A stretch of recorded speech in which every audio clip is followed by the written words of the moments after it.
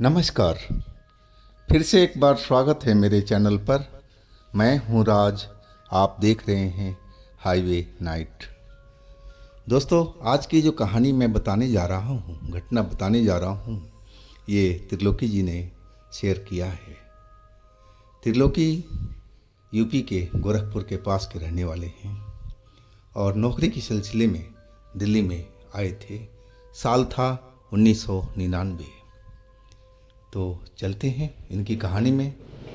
लेकिन दोस्तों, अगर आप मेरे चैनल पर नए हो और अभी तक मेरे चैनल को सब्सक्राइब नहीं किया है तो जल्दी से कर लीजिए और साथ में बेल आइकन को दबाना ना भूलिएगा।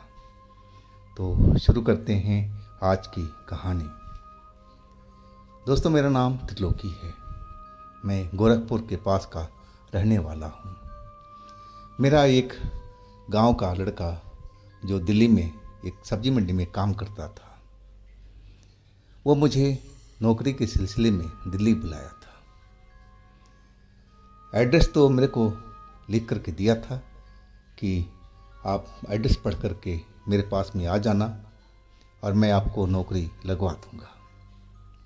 मेरे घर में बहुत तंगी चल रही थी, तो मैं जैसे तैसे किराया वराया लेकर के दिल्ली आ गया था।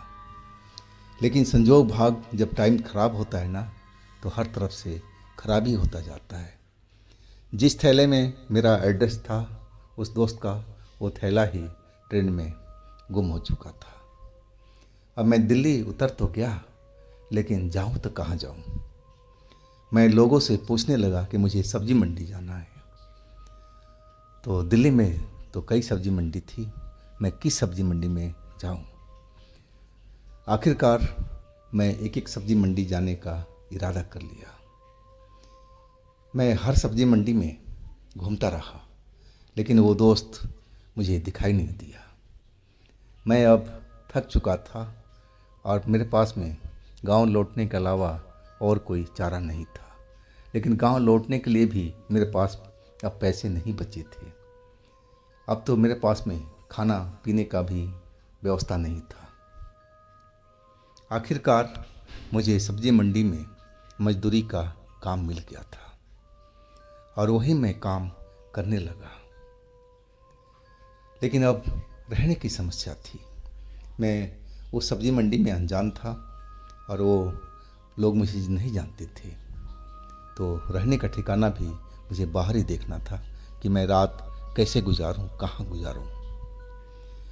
मैं एक बस स्टॉप पर जा कर के सो जाता और सुबह चाय नाश्ता बाहर ही कर लेता और फिर मैं मंडी में आकर के मजदूरी के काम में लग जाता था। ऐसा ही मेरा कुछ दिन चल रहा था। उस रात को भी मैं बस स्टैंड पर आ गया था और वहीं पर मैं सो गया था।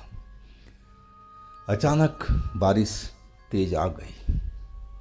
बिजली कड़क रहा था, बिजली चमक रहा था और हवा भी तेज थी और तेज बारिश भिगोने लगी थी।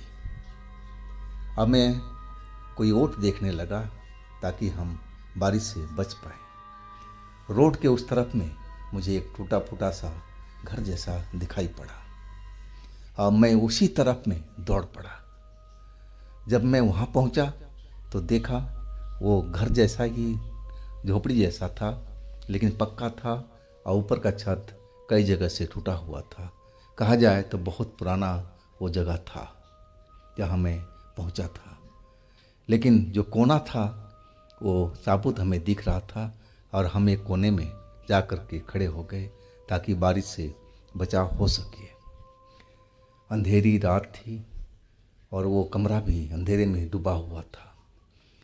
बस बिजली चमकती तब वहाँ पर रोशनी आती थी। मैंने देखा था वो ज़्यादा बड़ा कमरा नहीं था, कमरे जैसा ही था, लेकिन खंडहर था बिल्कुल। कोना, वो बाकी जो कोना था बिल्कुल खाली था। अब मैं एक कोने के पास ही सिमटा हुआ खड़ा था ताकि बारिश से बच सकूं। करीब करीब आधा घंटा से ऊपर मुझे उस जगह पर खड़ा हुए हो गया था। अब बारिश थी कि रुकने की नाम भी नहीं ले रही थी। बादल गरज रहे थे, चमक रहे थे और तेज मूसलाधार बारिश शुरू हो चुका था, हो रहा था तेज तेज। मैं अब बस वहीं पर खड़े खड़े भगवान से प्रार्थना कर रहा था कि हे भगवान, बारिश को बंद तो कर दो। हम गरीब अब कहाँ जाएंगे, कहाँ पर सोएंगे, रात हमारा खड़े खड़े करना बीत जाए। और तभी मुझे एहसास हुआ कि मेरे कोने में जहाँ मैं खड़ा था वहाँ पर और भी कोई है।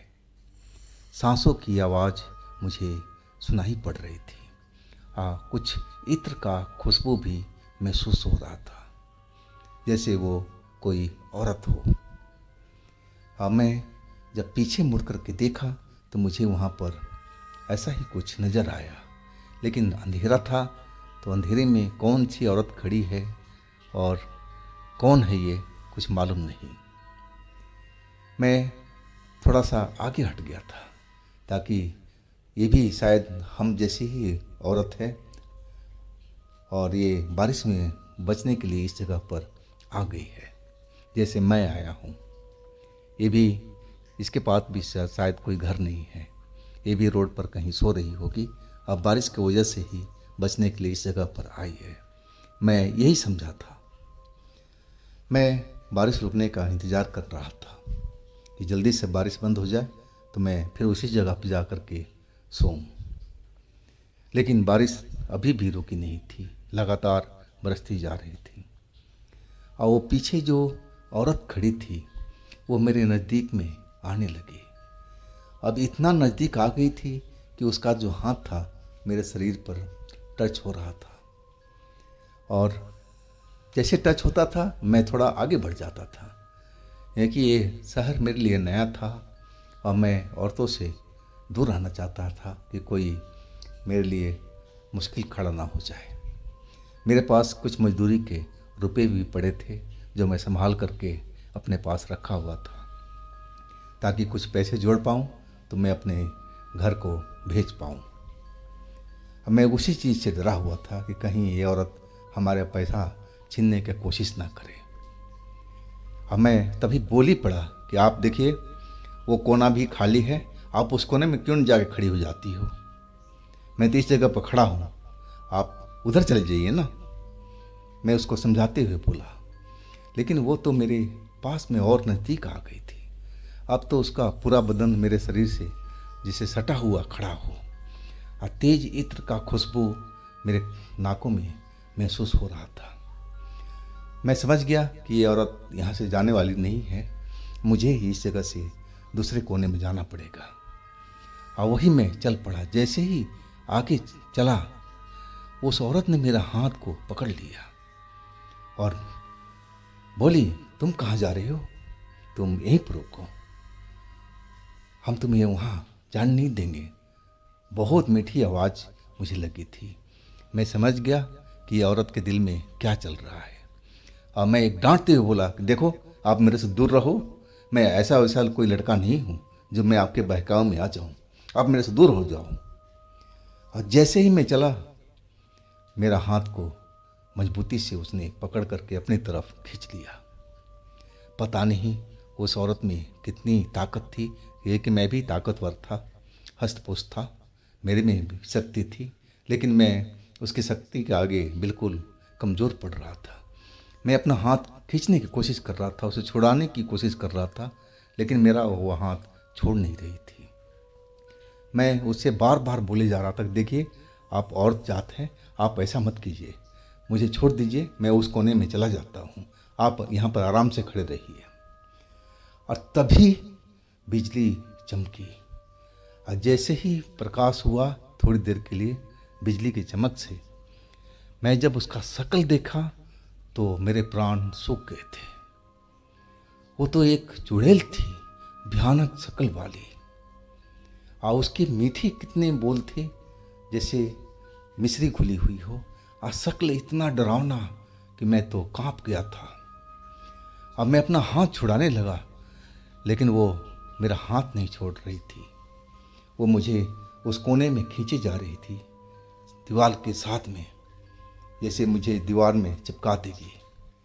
अब मैं अब चिल्लाने लगा था, बचाओ बचाओ बचाओ, जितना जोर लगा सकता था मैंने जोर लगा दिया था, ताकि कोई आसपास में हो तो मेरी मदद कर सके।